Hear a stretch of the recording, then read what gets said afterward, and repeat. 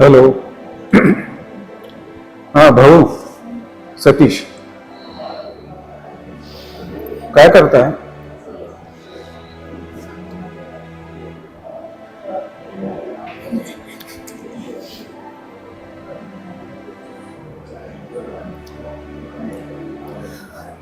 जेवलात?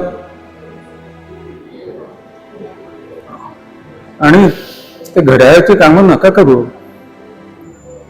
खूप लहान लहान पार्ट असतात, कुठे गेले वगैरे तर. नाही, माहितीये ते झाडून आई सगळं करून देते वगैरे, पण ते सुद्धा नका करू. आता बास झाला ना. आता मी मी कमवतोय ना. प्लीज नका करू आता. हो, आणि आईला सांगा. हा, आणि काळजी घ्या. मी येतो, लवकर येतो. हो, येतो. हॅलो बाबा. सगळ्यात आधी तर सॉरी की तुमची अपेक्षा जशी होती तसं काही मी त्या क्षेत्रात माझं करिअर पुढे करू नाही शकले, कारण अभ्यासात मला काही तेवढी फारशी गती नव्हती. पण तरी मला हवं त्या क्षेत्रात, जरी ते कितीही अनसर्टन असलं, तुमच्या मनात असलेलं ते नसलं, इनफॅक्ट त्याच्या अगदी विरुद्ध असलं, तरीही तुम्ही त्याकरता मला सपोर्ट केलात. ह्याबद्दल थँक्यू सो मच. आणि ह्या क्षेत्रात आज मी समर्थपणे, कितीही अप्स अँड डाऊन्स आले तरी मी समर्थपणे उभी राहू शकेल, इतकी ताकद तुम्ही मला दिलीत.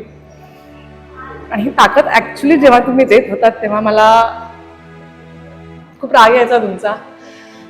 वाटायचं नको नको वाटायची ती शिस्त, कारण बाकीची सगळी माणसं मजा करतात आणि मी का शिस्तीत वागायचं असं सतत तेव्हा वाटायचं. पण आत्ता मला त्या सगळ्या गोष्टींचं महत्त्व कळतंय. So thank you so much. I love you. High, hello, नमस्कार. मी माधवी वाडकर नवराष्ट्रमधून तुम्हा सगळ्यांचं मनापासून स्वागत करते.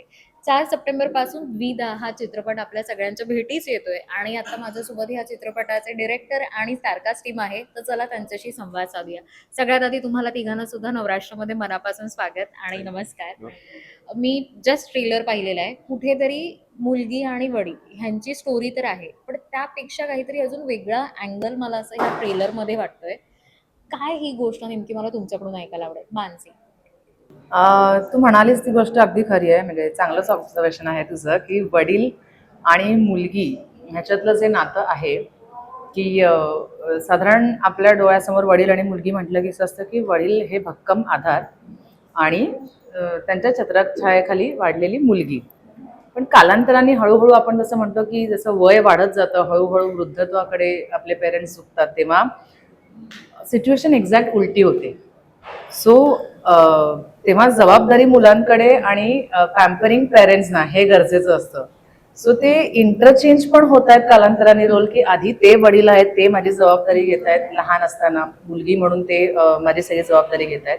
आणि कालांतराने जेव्हा त्यांचं वय वाढत जात आहे, त्यांचे काही आजार, काही हेल्थ इश्यूज ह्याच्यामुळे तब्येत ढासळते म्हणून, किंवा जे अटळ आहे सगळ्यांनाच, तर तेव्हा पेरेंट्स सारखी मी त्यांची काळजी घेणं, ह्या ज्या इंटरचेंज होणाऱ्या जबाबदाऱ्या आहेत, तो फ्लो अतिशय सुंदरपणे मांडण्याचा प्रयत्न केलेला आहे. आणि क्रेडिट तर त्याचं सगळं ऑब्व्हियसली आमच्या लेखक दिग्दर्शकांचंच आहे. पण टिपिकल जे वडील मुलींचं नातं आपल्याला आतापर्यंत फक्त वाटत आलंय, की वडील हे फक्त मुलींना लाडावतात, पॅम्परच करत असतात, आणि हे ह्याच्यापेक्षा फार परे आहे. म्हणजे ह्याच्या खूप पुढे जाऊन ते नातं मांडण्याचा आणि उलगडण्याचा आम्ही या गोष्टीतनं प्रयत्न केला. खूप छान. सदी सर, काय सांगाल ह्या चित्रपटाबद्दल? काय आहे नेमकी ही गोष्ट? आता जे मानसीने सांगितलं तेच माझं मत आहे, की वडील आणि मुलीचे जी रिलेशनशिप आहे या ह्याच्यात, मी सांगितलं ते खरं आहे, की ती नंतर ती सांभाळायला लागते. वडील नाही सांभाळत तिला, ती सांभाळायला. बाकी बरेच असे याच्यात काही म्हणतात का, याच्या सिच्युएशन्स आहेत की बरेचसे म्हणजे गोष्ट बदलत जाते राधा. फक्त प्रॉब्लेम असा आहे की मी ते नाही सगळं सांगू शकत नाही, तर सगळं सिनेमाच कळेल, रिव्हील होईल. हो. तर पण बाप आणि मुलीचं खूप अप्रतिम आणि गोड नातं असलेला हा सिनेमा आहे. ओके, मग मी न स्पॉइलर देता हे म्हणू शकते की गोष्ट त्या दोघांची आहे, बाप आणि हो, मुलीची. हो. पण त्यासोबतच अशा काही सिच्युएशन्स आहेत की ज्या रिलेट होतील आपल्याला आपल्या आयुष्यात, करेक्ट, असं कुठे करेक्ट. रिलेट तर नक्कीच होतील आणि मला वाटतं त्या थोड्या इथे टच पण होतील. म्हणजे बऱ्याचशा सिच्युएशन्स बघताना पण असं, म्हणजे मी जर ह्याच्यात काम करत नसते आणि मी एक ऑडियन्स म्हणून सुद्धा ही फिल्म पाहिली असती, तरी त्याच्यात मला बऱ्याचशा सिच्युएशन अशा जाणवतात की ज्या बघताना नकळत पटकन डोळ्यात पाणी येतं. सो ते खूप जास्त, कारण काय होतं, लोकांना हसवणं आणि रडवणं ह्या दोन्ही फार अवघड गोष्टी आहेत. आणि त्याच्याकरता म्हणजे ओढून ताणून काहीतरी करून दाखवण्यापेक्षा जे ऍक्च्युअल आपण फेस करतो ते पटकन असं रिलेट होताना समोर दिसतं ना, तर ते जास्त टच होतं. सो तशा मोमेंट्स पण खूप आहेत या फिल्ममध्ये. मी निलेश तुमच्याकडे वळेन. ऍक्च्युली मानसी म्हणाली तसं आहे, कारण मी सुद्धा जेव्हा ट्रेलर बघत होती तेव्हा माझ्या सुद्धा डोळ्यात टचकन पाणी आलं. कारण बाबा ही गोष्ट आणि तो कोपराच वेगळा असतो प्रत्येक मुलीच्या मनामध्ये. आणि ट्रेलरमध्ये खूप काही सांगितलं नाहीये, म्हणजे खूप गोष्ट उलगडली नाहीये, पण काही सस्पेन्स पण मला असं वाटतो की प्रेमाची गोष्ट आहे, म्हणजे नात्याची गोष्ट आहे, पण त्यासोबत अजून काहीतरी वेगळ्या गोष्टी सुद्धा आहेत. आता सध्या हा जो काही कॉन्टेंट आपण बघतोय, जो मराठी इंडस्ट्रीचा येतोय, त्यामध्ये आता प्रेक्षकांना ही गोष्ट सांगावी असं का वाटलं, ह्याची निर्मिती करावी, तो उद्देश काय, डोक्यामध्ये काय होता? ती चांगली कथा कधीही असली, आता, आज, उद्या, परवा, 100 वर्षांनी चांगली कथा असली तर लोक बघणारच. ती चांगल्या पद्धतीने जर मांडता आली तर लोक बघणारच. त्यामुळे चांगल्या कथेसाठी कधीच ती, पण हा कॉन्टेंट म्हणजे वडील आणि मुलीचा कॉन्टेंट निवडावा आणि ही गोष्ट मांडावी, ती गोष्ट म्हणजे खूप आधीपासून माझ्या डोक्यात होती आणि सिनेमा बनवायचा होता. पण ते प्रत्येक गोष्टीची एक वेळ यावी लागते. ते झाले म्हणजे 15 वर्षापासून मी ही गोष्ट आहे माझ्या डोक्यात. पण गेल्या 2 वर्षांमध्ये सगळ्या गोष्टी घडल्या आणि मी तेच, माझं तेच म्हणणं आहे की चांगली कथा असली ती कधीही असली तरी लोक बघणार ऍज अ ऑडियन्स. चॅलेंजेस काय वाटले तुम्हाला तिघांना सुद्धा, म्हणजे तुम्हाला भूमिका साकारताना की काय चॅलेंजेस किंवा आव्हानं वाटली जी तुम्ही केली? मी अनेक मुलाखती पाहिल्या, त्याच्यामध्ये तुम्ही सर सांगितलं की आतापर्यंतचे केलेले बाबा आणि हा बाबा ही भूमिका फार वेगळी आहे. तर तुम्हाला काही रिसर्च तुम्ही केला का, किंवा त्याच्यासाठी काही आव्हानं तुम्हाला दोघांना वाटली ह्या भूमिकेसाठी? नाही, म्हणजे आव्हानही ऑफकोर्स हा रोल करताना, कारण ज्या पद्धतीचं ते कॅरेक्टर आहे किंवा त्या माणसाला जो प्रॉब्लेम आहे त्याच्यामुळे बरेच गोंधळ होतात. पण मला असं वाटतं की बाकी रिसर्च वगैरे करायची काही गरज नाही वाटली. जे आहे हे रिसर्च सेंटर आहे, त्यांनी बरोबर माझ्याकडनं सगळं करून घेतलं. त्यामुळे जे काय केलंय ते यांच्यामुळे केलेलं आहे, म्हणजे करण्याचा प्रयत्न केलेला आहे मी.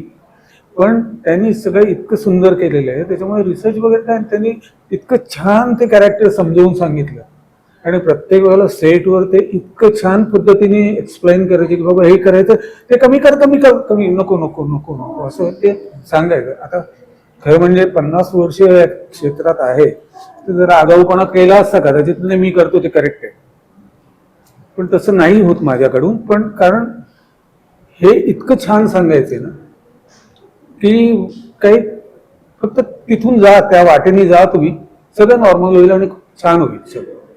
तर त्याच्यामुळे की रिसर्च वगैरे काय करायची काही गरज नाही वाटत. पण मी खरं म्हणू, एक माझं मत, तुम्ही आतापर्यंत ज्या काही भूमिका केल्यात ना, त्या प्रत्येक भूमिकांना तुमच्या इतक्या सुंदर आणि रिलेटेबल वाटतात. म्हणजे हे पोस्टर पण बघून ना असं वाटतं की यार माझाच बाबा तिथे आहे आणि मी त्यांच्याशी बोलते. तर ती भूमिका तुम्ही इतके उतरता त्या भूमिकेत आणि सुंदरपणे करता. येस, ते स्वामी समर्थांमुळे होतं आणि यांच्यामुळे. खूप छान छान. काय सांगायचं तुम्हाला, स्पेशली काही आव्हानं वाटली का, एक डिरेक्टर, एक रायटर म्हणून ह्या सिनेमासाठी? नाही, आव्हानच होती. सोपं काहीच नव्हतं. ऍज अ प्रोड्युसर जास्त आव्हान होती वाटतं. आपल्या इथे असं म्हणतात ना की रस्त्यात खूप खड्डे असले की आपण म्हणतो की रस्त्यात खड्डे आहेत की खड्ड्यात रस्ता माहिती नाही. तसं आमचं असं होतं की प्रोसेसमध्ये प्रॉब्लेम आहेत की प्रॉब्लेम मध्ये प्रोसेस आहे. ही आमची सिच्युएशन होती. आणि पण थँकफुली चांगली टीम भेटली आणि त्यामुळे सगळ्या गोष्टी जुळून आल्या. आम्ही एकच होतं की आम्ही never give up. That is problems definitely आले. आमची तुझ्यासाठी तर मी म्हणेन की मुलगी सुद्धा या भूमिकेमध्ये करते. हो. तो आनंद मला दिसत होता तुझ्या चेहऱ्यावरती. तुझ्यापेक्षा जास्ती ती करते ह्याचा वेगळा हो, आनंद होता. हो. सो आनंद आणि त्यासोबत चॅलेंजेस काय होते की तिला सुद्धा तुला हँडल करायचं आहे, तिच्या हम्म. भूमिकेकडे सुद्धा आणि तुझ्या स्वतःच्या भूमिकेकडे सुद्धा बघायचं आहे. हो, आता इनफॅक्ट पहिल्यांदाच आता ह्या मुद्द्याचा उल्लेख होतोय. असं झालं, पहिलाच दिवस मला अजूनही आठवतोय, शूटिंगचा जो पहिला दिवस होता, जो सगळ्याच कुठल्याही प्रकल्पाचा पहिला दिवस जो असतो तो सगळ्यांचा चाचपडण्यात आणि ह्याच्यात खूप दमछाक होते पहिल्याच दिवशी, कारण आपल्याला सेटअप माहिती नसतो ना काय सेट होते. सो पहिल्या दिवशीचं आमचं जे शेड्यूल होतं ते काही गोंधळ बिंधळ आणि त्याच्यात शोधतोय, चाचपडतोय कॅरेक्टर, ह्या सगळ्यामध्ये खूप दमछाक आणि सगळं झालं. आणि सगळ्यात शेवटी ओवीचा सीन लागला, कारण तो रात्रीचा होता. आणि खरोखर असं झालेलं की आता दमायला झाल्या तर जाऊन कधी अंग टाकतोय. पण मला ह्या गोष्टीची जाणीव होती की जर असं नाहीये की मी नसते तर ओवीने परफॉर्म केलं नसतं, तिने केलं असतं, पण तिला ते कम्फर्ट झोन वाटण्याकरता मला असं वाटलं मी तिकडे थांबणं गरजेचं आहे. सो मी आणि मला तो फरक जाणवतो, कारण तिचा कम्फर्ट झोन हा माझ्यासाठी फार महत्वाचा असतो. सो समजा मी नसते आणि निलेशने तिला नुसतं डिरेक्शन दिलं असतं, काही सांगितलं असतं, इन्स्ट्रक्शन दिलं असतं, तिने केलं असतं, नाही अशातला भाग नाहीये. पण म्हणजे ओबिडियंट आहे म्हणून म्हणते, अभिनयाच्या दृष्टीने नाही म्हणत आहे मी. पण थोडंसं मला माहितीये, कारण अभिनेत्री म्हणून ना मला ह्या गोष्टीची 100% जाणीव आहे की आपण एखादी गोष्ट नुसतंच करणं आणि 100% कन्व्हिन्स होऊन करणं, ह्याच्याने ते समोर पोर्ट्रे होताना जे दिसतं आपल्याला त्यात खूप तफावत असते. हाफ हार्टेडली करणं आणि मनापासून करणं. सो मी जर समोर असेन तर तिचा जो कम्फर्ट झोन असेल आणि त्याने तिचा आतून येणारं जे काम असेल ते जास्त चांगलं असेल, याची मला 100% कल्पना होती. आणि म्हणून आमचं दिवसभराचं एवढं हेक्टिक शेड्यूल झाल्यानंतर सुद्धा मी थांबले तिथे. आणि तिचा बिचाराचा पहिलाच तो एकतर रडायचा वगैरे असा सीन होता, आणि खरंच ती क्रँकी झाली होती, कारण तिलाही झोप येत होती. पण त्याच्यात निलेशनी सुद्धा पेशन्स ठेवून तो इतका छान पद्धतीने केला. आणि दॅट वॉज आय थिंक तिचा पहिला सीन तोच झाला ना, जो रात्रीचा बेडवर आहे, तो पहिला झाला ना पहिल्या दिवशीचा. हा, आणि तो सीन खरंच इतका गोड झाला ना की सगळ्या गोष्टी बरोबर जुळून आल्या, की तिचं ऍक्च्युअल क्रँकी होणं, तिला खरोखर झोप येत असणं, आणि तो सीन पण असाच आहे की ती झोपेतनं उठते, चिडचिड करते, रागवते, रडते, तर जुळूनच आल्या गोष्टी. पण मग नंतर मला हळूहळू कॉन्फिडन्स आला की ओके आता हे होऊ शकतं, कारण तिचा पहिला सीन असल्यामुळे मलाही जरा धाकधूक होती की तिला जमतंय की नाही, पण ते छान झालं. छान. मी तुमच्या दोघांबद्दल म्हणेन की सतीश सर आणि मानसी, सोशल मीडियावरती जसं ऐकलं की असं वाटतं की खरंच बाप आणि लेकीची जोडी आहे. ऑफ स्क्रीन तुमच्या दोघांचा हो. कसा होता, म्हणजे सोशल मीडियावरती सुद्धा कमेंट्स आहे की असं वाटतं की खरोखर हे रिअल लाईफचे वडील आणि मुलगी आहे. या बाबतीत मी ज्या वेळेला सरांच्या ऑफिसमध्ये पहिल्यांदा गेलो त्यावेळेला मानुसी तिथे आली होती. त्याच दिवशी असं ठरलं, म्हणजे मी सरांनाही विचारलं, मी हिला दत्तक घेऊ का? आठवत हो, अगदी अगदी व्यवस्थित आठवत आहे. ते पहिल्या भेटीत पहिल्या ह्याच्यातच इतकं झालं, तर पुढे तर ते होणारच होतं. ते तसं आहेच. आणि काय तुला भीती नाही वाटली सरांना, म्हणजे आज आम्हाला सुद्धा धाकधूक वाटते की काय विचारावं काय नको भीती असं नाही, बट काय म्हणू आपण, ते एक आउट ऑफ रिस्पेक्ट एक आपल्याला जो दरारा असतो मोठा, जसं आपल्याला खरोखरी आपल्या घरात जसा वडिलांचा एक दरारा असतो की बाबा त्यांच्या शब्दाच्या बाहेर नाही जाता, किंवा आपल्याकडनं असं काहीतरी मिसबिहेव होता का म्हणायचे आपल्या वडिलांना खटकेल. Exactly in very same manner मला त्यांच्याबरोबर सेटवर काम करत असताना थोडं दडपण वाटायचं की मी काहीतरी केलेलं काम त्यांना पटकन चुकीचं वाटू नये, किंवा कारण जसं ते म्हणाले ना, त्यांचा स्वभाव असा आहे की सहसा म्हणजे जोपर्यंत त्यांना असं वाटत नाही की समोरची व्यक्ती खरोखर त्या योग्यतेची आहे, तोपर्यंत ना ते पटकन समोरच्याला सांगायला जात नाहीत पटकन काही, त्यांचं काम ते करतात. सो मला असं वाटायचं की असं नको व्हायला की मी काहीतरी एक काम करते जे कदाचित त्यांना पटत नाहीये, त्यांना काहीतरी सांगायचंय पण ते मला सांगत नाहीये, असं होता कामा नाहीये. जर त्यांना काही वाटलं तर त्यांनी ते मोकळेपणे सांगावं, कारण ते इनपुट्स इव्हेंच्युअली प्रोजेक्टसाठी फायद्याचे असतात, बरोबर. इव्हन माझ्यासाठी पण अभिनेत्री म्हणून ग्रो करण्यासाठी ते इनपुट्स फार गरजेचे असतात. सो तसं एक दडपण डेफिनेटली होतं, पण त्यांनीच ते आपोआप कमी केलं की त्याच्यामुळे मला कधीच अशी काय म्हणू भीती अशी वाटली नाही. ऑन द कॉन्ट्ररी मग नंतर मी हळूहळू विचारायला लागले की सर असं करूया का, मी हे घेऊ का, असं करू का. सो तशा पद्धतीने ते हळूहळू पुढे सरकत गेलं. नाही, मला असं म्हणायचं का माहिती की आता ही पोर आहे, खूप छान ऍक्ट्रेस आहे, माणूस म्हणून खूप छान आहे, काय होतं की ही अशी तरुण मंडळी असतात ना, ही सुरुवातीला एक उत्साह दाखवतात. तिकडे तुम्ही हे करा, तुम्ही एक मारलत तरी चालेल, पण तुम्ही माझ्याकडनं करून घ्या, असं एक काहीतरी असतं वगैरे. आणि ज्या वेळेला फक्त तोंडातनं शिवी येते किंवा राग येतो, त्यावेळेला त्याला त्रास होतो की अरे यार काय इतकी वर्षी मी पण करतोय यार. आणि मग ते असं होतं आल्यानंतर चला चला तर निघ निघ निघ निघ आले ते. तर तसं हिच्याकडे नाही. ती प्रामाणिकपणे ती काही जे काय असेल ते विचारायची. मला जेवढी अक्कल आहे तेवढं सांगण्याचा प्रयत्न करायचा मी. नाही खरं सांगतो. पण त्या बाबतीत ती खूप गोड आहे, अभ्यासू आहे पोर, आणि ते खूप छान आहे. मानसी कसं वाटतंय जरा मला ऍक्च्युली खूप बरं वाटतंय. म्हणजे मला ऍक्च्युली असं वाटतंय की हे ऐकायला माझे बाबा हवे होते आज. त्यांना खरंच बरं वाटलं असतं की त्यांची मुलगी एवढं चांगलं शिकायची वृत्ती आहे तिची. कारण त्यांची इच्छा होती की मी अभ्यासात काहीतरी शिकून पुढे खूप काहीतरी करावं, जे अनफॉर्च्युनेटली माझा त्या दिशेला काही कलच नव्हता फारसा. पण त्यांच्या अनिच्छेने का असेना त्यांनी ह्या क्षेत्रात मला करायची मोकळीक दिली, सपोर्ट केला. तर ह्या क्षेत्रात तरी मी अभ्यासू वृत्ती माझी जी आहे ती तिकडे नाही तर किमान इथे दाखवू शकले. हे जर माझे बाबा आज ऐकू शकले असते तर मला फार बरं वाटलं. छान. सतीश सर, एका मुलाखतीमध्ये मी ऐकलं की तुम्ही आता ह्या वर्षामध्ये 2 प्रोजेक्ट केले. हा तुमचा दुसरा प्रोजेक्ट आपण मुलाखतीसाठी भेटतोय. डिरेक्टर होण्याचं कुठेतरी तुमच्या मनात इच्छा होती. जर का समजा ही संधी मिळाली तर तुम्ही कोणत्या कॉन्टेंटवरती चित्रपट केला असता किंवा काय डिरेक्ट केलं असतं? मनात इच्छा काय आहे? नाही असं काही नाही. कुठलाही चांगला कॉन्टेंट, नॉट नेसेसरी की बाबा काही हेच. गोष्ट काही अशी मनात आहे? नाही असं काही नाहीये. काही चांगलं असेल ते करण्याचा प्रयत्न करीन मी. करायची खूप इच्छा आहे, पण ते कधी होईल माहीत नाहीये. पण ते स्वामी समर्थांच्या हातात आहे, मला माहित नाही. पण मी करीन एवढं नक्की. आम्ही उत्सुक आहोत आणि मला आवडेल. म्हणजे स्वामींच्या हातात आहे तर ते होणार, हे श्युरिटी आहे.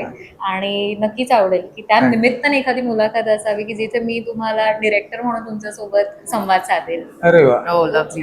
थँक्यू. एक छोटासा सेगमेंट घेते मी शेवटचा. हा फोन मी समजा हा लावते तुमच्या बाबांना. आपण एक सेगमेंट घेतो की अनेकदा आपण बोलायचं असतं पण बोलत नाही, आणि स्पेशली आई बाबांची आपलं असं असतं की गृहीत धरतो आपण, ग्रांटेड पकडतो, किंवा लहानपणी काही गोष्टी बोललेल्या असतात हळूहळू त्या विसरून जातो. जर का आज हा फोन बाबांना लागलाय तर त्यांच्याशी 2 मिनिटं फोनवर काय बोलाल? मी प्रत्येकाला हा फोन पास करते. तुम्हाला जसं इमॅजिन करायचंय की हा फोन बाबांना लागलेला आहे आणि त्यांच्याशी तुम्हाला बोलायचंय. ओ बापरे. हा मॅजिकल बॉक्स.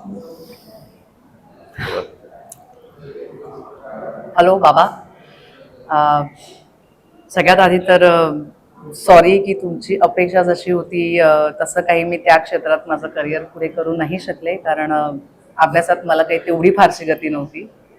पण तरी मला हवं त्या क्षेत्रात, जरी ते कितीही अनसर्टन असलं, तुमच्या मनात असलेलं ते नसलं, इनफॅक्ट त्याच्या अगदी विरुद्ध असलं, तरीही तुम्ही त्याकरता मला सपोर्ट केलात. ह्याबद्दल थँक्यू सो मच. आणि ह्या क्षेत्रात आज मी समर्थपणे, कितीही अप्स अँड डाऊन्स आले तरी मी समर्थपणे उभी राहू शकेल इतकी ताकद तुम्ही मला दिलीत. आणि ही ताकद ऍक्च्युली जेव्हा तुम्ही देत होतात तेव्हा मला खूप राग यायचा तुमचा. वाटायचं नको नको वाटायची ती शिस्त, कारण बाकीची सगळी माणसं मजा करतात आणि मी का शिस्तीत वागायचं असं सतत तेव्हा वाटायचं. पण आत्ता मला त्या सगळ्या गोष्टींचं महत्त्व कळतंय. So thank you so much. I love you. Thank you.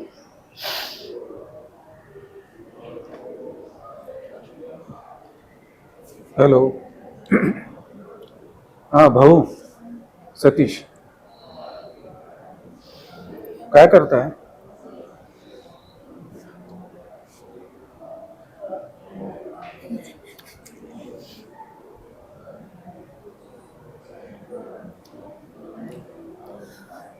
जेवलात? आणि ते घड्याळाची कामं नका करू. खूप लहान लहान पार्ट असतात, कुठे गेले वगैरे तर नाही. माहितीये ते झाडून आई सगळं करून देते वगैरे, पण तरी सुद्धा नका करू. आता बाद झालं ना. आता मी कमवतोय ना भाऊ, प्लीज नका करू आता. हो, आणि आईला सांगा हा, आणि काळजी घ्या. मी येतो, लवकर येतो. हो येतो. हो, मी काळजी घेतो माझी. हा, सांभाळा स्वतः. Okay, bye. सॉरी म्हणेन मी तुम्हाला की गाणं स्किप दिस. थँक्यू आणि मनापासून सॉरी. पण माझी एकच इच्छा होती की तुम्ही सुद्धा ते कनेक्शन व्हावं, जे मला चित्रपट बघताना वाटलं की माझ्या मनात सुद्धा तेव्हा माझ्या बाबांशी माझं काही वेगळं बोलणं चालू होतं आणि ते बोलता यावं. मला ऐकायचं होतं. तुम्ही भाऊ बोललात, खूप छान वाटलं ते सुद्धा ऐकून, आणि मानसी तू सुद्धा थँक्यू. खूप छान संवाद झाला. भाऊक आहोत सगळीजणं, इमोशनल आहोत. म्हणेन की हा चित्रपट सगळ्यांनी बघावा, कारण खूप वेगळं नातं ह्यातून आपल्याला गोष्ट कळते, आणि त्यासोबतच एक वेगळं नातं कुठेतरी हा चित्रपट बघून नक्की मला वाटेल की त्या दिवशी जाऊन तुम्ही सुद्धा तुमच्या बाबांना एक फोन नक्की कराल आणि त्यांच्याशी सुद्धा तुमच्या मनात जे राहिलं असेल ते नक्की बोलाल. Thank you. All the best. Thank you. Thank you so much.